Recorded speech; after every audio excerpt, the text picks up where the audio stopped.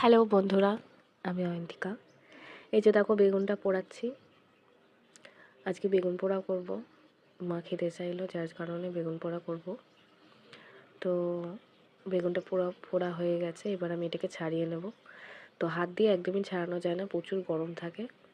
আর সেই কারণে আমি একটা বুদ্ধি খাটালাম, তখন কাঁটা চামচ দিয়ে এটাকে ছাড়ানোর চেষ্টা করলাম। হালকা করে কাঁটা চামচ দিয়ে কাট লাগালাম আর হাত দিয়ে হালকা হালকা করে করলাম, কিন্তু পুরোপুরি হাত দিয়ে ছাড়ানোটা অসম্ভব। সেই কারণে আমি এটা কাঁটা চামচ দিয়ে ছাড়ানোর চেষ্টা করেছি। বাট যেহেতু এটা শীতকাল, বেগুনটা খুব একটা ভালো ছিল না। বেগুন তো আর বাইরে থেকে বোঝা যায় না ওটা খারাপ কি ভালো। তাও কিছুটা বাদ দিয়ে আমি বেগুনটা ম্যাশ করার চেষ্টা করেছি। এই দেখো, দেখতেই পাচ্ছ তোমরা, আমি ম্যাশ করেছি বেগুনটাকে, যে কাঁটা চামচ দিয়ে কিছুটা ছাড়িয়েছি। কিছুটা কাঁচাও ছিল, কারণ কি আমি বেশিক্ষণ বুঝতে পারিনি যে কতটা আমাকে পোড়াতে হবে।